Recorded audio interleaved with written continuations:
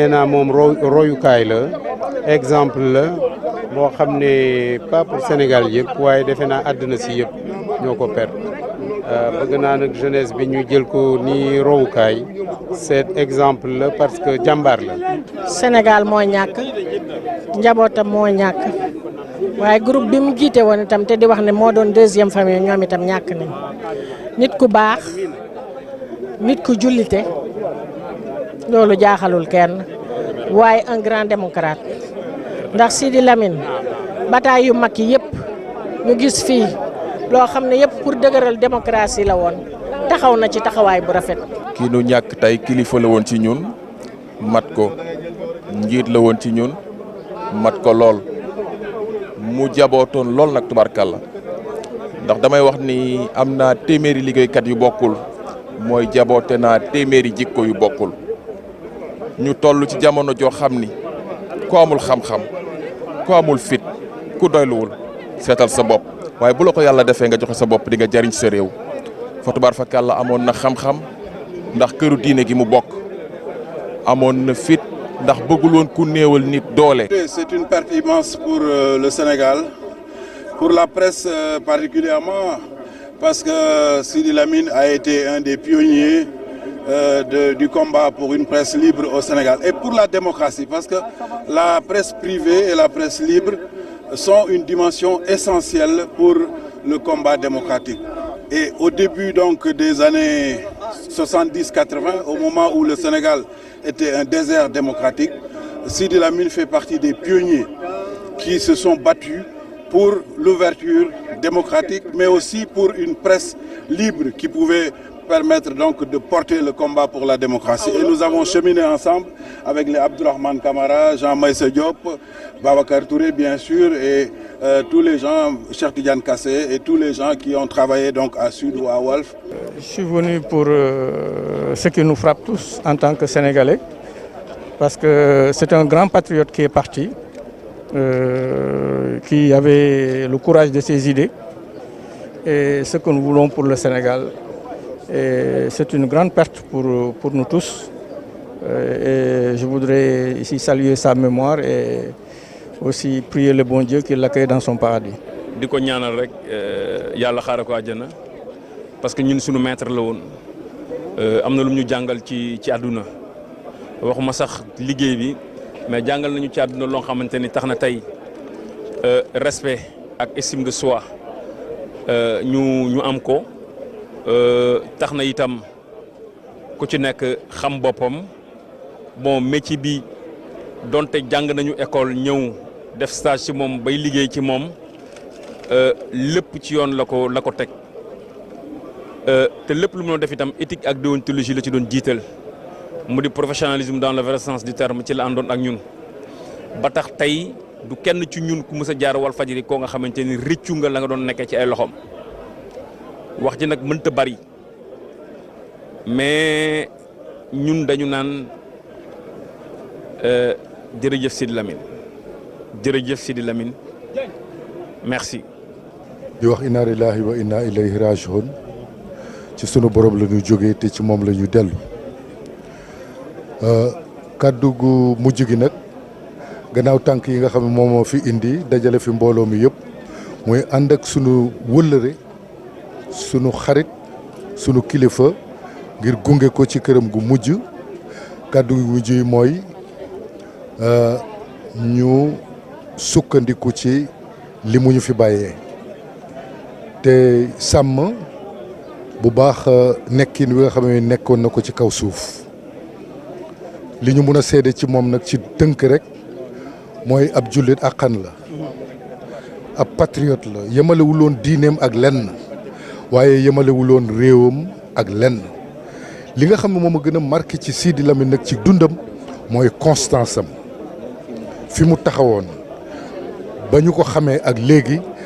musu fa jóge nguur gu fi ñëw da ngay yaakaar ne yow rek la contre ku nekk ci opposition bi foog ne yow rek la àndal te booba depuis Senghor ba ci nguuru ko Macky Sall constance am xale yi war nañ ci jàng ne nit dafa war a am lu mu gëm amoon na lu mu gëm moom la dundee ba nii muy fekk boromam lépp lu mu fi def ci lu baax yal na ko yàlla fulal lépp loo xam ne nii itam safaan la yal na ko yàlla soppali aw yiiw mu ànd ak moom ci bàmmeelam yàlla xare ko àjjana te yéegal ko ci àjjana yi gën a kawe ci àjjana ya. dama dégg mag ñi di wax ne dund day am njëriñ tubaab ne une vie doit avoir un sens nga judd kenn xamu la nga màgg kenn xamu la nga dee kenn xamu la musiba la du mission wu doomi aadama yàlla dogalu loolu ci Sidi Lamine il a une mission il l'a rempli mais ni mu ko remplir mooy dafa xam boppam xamoon ne d'abord doomu daara la kon musul tàqalikoo ak daara mu dugg ci communication respecter les normes de la communication mais comme ni ko Ablaye waxee la constance il a été constant dans sa démarche man au-delà métier bi ñu yàlla boole woon muy communication sama mag la ca Kaolack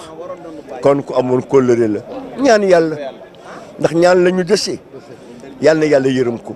yal na yàlla jéggal ko yal na yàlla xare ko àjjana. lii boo ko gisee rek nga xam ne ki fi jógee ku mag la waaw ku Sénégal naw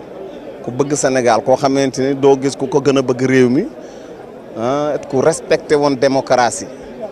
ku bëgg yoon ku bëgg jàmm waaw waaye nitu dëgg jub dëgg rek la bëggoon ak luy dooleel journalisme ak luy dooleel Sénégal idéem yëpp mooy Sénégal nu muy def ba mu bokk ci nation yi gën a kawe si wàllu démocratie loolu moo nekkoon taxawaayam. moo la gën a marqué ci kii fi jóge. bari na li ma gën a marqué mooy bëgg gi mu bëggoon rek les journalistes bëgg di journaliste di épanouir ci liggéeyam loolu daal moo ma ci gënoon a marqué fexe ba journaliste daal moom boppam di xeexal journaliste loolu daal moo ma gënoon a marqué ci taxawaayam. J'ai eu l'occasion et l'opportunité donc de collaborer avec lui dans le cadre de l'exercice de mes fonctions ministérielles. J'étais ministre en charge donc de la communication et un homme sincère, un grand combattant de la vérité, une icône donc de la liberté, une icône de la démocratie. Et le Sénégal a perdu quelqu'un de très valeureux, très très valeureux. Qu'est-ce que vous retenez de Sidi? Très combatif, très combatif. Il voulait toujours préciser les choses. Il venait toujours au bureau, au ministère pour que les choses soient très très claires. Il n'abandonnait pas, il n'abdiquait pas facilement. Et c'est quelqu'un qui travaillait pour toute la presse, pour toute la nation sénégalaise. Et chaque fois qu'il devait se sacrifier pour tout le reste, toute la communauté, il était prêt à le faire. Il le faisait. ku fonkoon Màkka la amul at boo xam ni du fa dem yàlla def na fan yi 2 jours avant muy gaañu daf ma woo ni ma dama la soxla mu bëgg a ñëw seetli man ko non Sidi bàyyil ma ñëw mu ne ma comme noonu la dama lay yónni Abdourahmane Camara ñëw wax ma lim ma doon wax ku mel noonu nag bu génnee àddina Sénégal ñàkk na nit ku rëy tey li ci des rek mooy ñu ñaanal ko waaye Sidi yal na ko yàlla lafal cat dafa mel ni ñaanal na boppam waaye jullit ñaan la am nañ ko ñaanal ko yàlla mu fekki mag ñu baax ñi. waa ñëw rek comme ni ko Sénégal yëpp defee accompagner Sidi Lamine doon nit ku baax doon référence doon dëkkandoo et doon kàngam bu am solo ci réew mi kon nag bu yàlla defee li nga xam ne moom moo ko gënal ñun jaam ñi dañoo war a nangu ñaanal Sidi Lamine waaye rafet na ci njort ndax taxawaay bi ci wàllu diine ji taxawaay yi ci wàllu liberté d'expression bi taxawaay bi ci wàllu dëkkandoo kon nag am nañ ci njort bu rafet yàlla na ko yàlla xare àjjana te li nga xam ne moom la fi bàyyi yàlla saxal ko ndax taxawaay bi muñ ci taxaw gëwma loolu mën a fay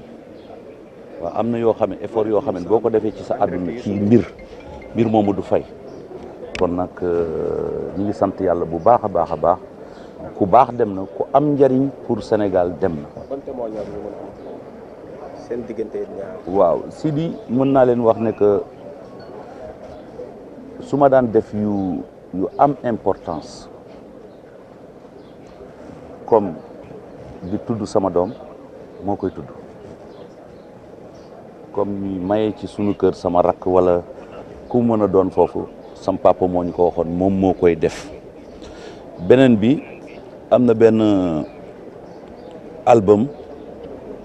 bu xam ne Sénégal yëpp xam nañ ko muy album bi ñu tuddee Égypte te mu nekk album sant te amoon gagné woon fi Grammy Awards bi may dem def ci album bi dama ko woo ne ko Sidi dafa am ci lu ma dugg muy musique yoo xam ni que dama ci war a wax tagg Rasulullah ba pare wax ci sunu mag ñu baax ñi nga xam ne ñoo fi def jaloor yu mag ci wàllu lislaam maa ngi fàttaliku bi may woy Cheikh Ibra Fall ba ma ko woyee ba pare man dama doon wax Cheikh Ibra Fall jàmbaar ji mu ne ma déedéet kàngam bi du ma ko fàtte mukk ak yeneen yoo xam ni que dañ ko taataan si moom ci ay waxtaan privé yoo xam ni yàlla defoon nañu mën ko am ndax dëkkandoo bi ndax proximité bi yu bare yoo xam ne jàng nañ ci lu bare te ñun buñ duggee ci presse Sidi Lamine moo tax moom la ñu gis mu avancé moom la ñu gis mu joué rôle bi moom la ñu gis mu am fit taxaw loolu donc loolu moo ñu encouragé pour ñu dugg ci presse donc suñu référence dem na mais yàlla mi nga xamee ni que moom mooy dogal lépp moo dogal nañ ko nangu te yàlla xaree ko àjjana fii nga xam ne moom la jógee fa mu jëm gënal ko te njabootam yàlla aar leen may leen dal ñu continuer liggéey bi te man gëm naa ne liggéey bi du yàqu. C'est difficile peut-être et facile de parler de Sidi Lamine. Difficile parce que l'homme autant était très accessible, mais c'était aussi un homme complexe. Tellement complexe que, par exemple, ces funérailles, ces obsèques-là ont montré à la face du monde que cette complexité s'est vue ici. Donc, du palais à 2 kilomètres de l'hôpital principal, personne ne peut accéder. Ça veut dire que le peuple qu'il défendait tout le temps est venu lui dire au revoir et le porter de bon gré mal gré. Tu as vu, les gens ont forcé tous les barrages de sécurité pour venir rendre hommage, un dernier hommage à ce qu'ils appellent eux leur homme, celui qui leur a donné la parole. Parce que Sidi me disait, une fois on s'est pris sur la ligne éditoriale de Walfadjri, je lui dis, Sidi, tu ne peux pas continuer comme ça à faire du radicalisme médiatique comme ça. Il me dit, Adama, je ne changerai pas un iota de la ligne éditoriale de Walfadjri. Ici, tous les Sénégalais qui ont quelque chose à dire, soit ils mettent leur brassard rouge, on va les trouver, on les filme, ou bien ils viennent ici à Walfadjri, on les filme. Il n'y a pas de censure chez moi, je donne la parole à n'importe qui. Maintenant, si le régime n'est pas content, je n'y peux rien du tout. Mais je ne changerai pas. moom la mu jiitaloon noonu moo doon intérêt askan wi du su jiital intérêt boppam donc nit mel noonu pour amaat ko dina jafe rawatina si lépp ay jéego yoo xam ne def na ko pour d'abord pluralité presse bi am si biir Sénégal mu dooree koon si benn hebdomadaire dem ba am quotidien am groupe de presse am rajo am télévision balaa ñeneen ñi si topp. Donc aujourd'hui je pense que Sénégal nit ku mag la ñàkk, mais aussi tarixa tijaan waa Ñaseen moo xam ne ñoo nekk Kaolack yëpp ñaari famille, donc di leen jaale si tis bu mag boo xam ne daal na suñu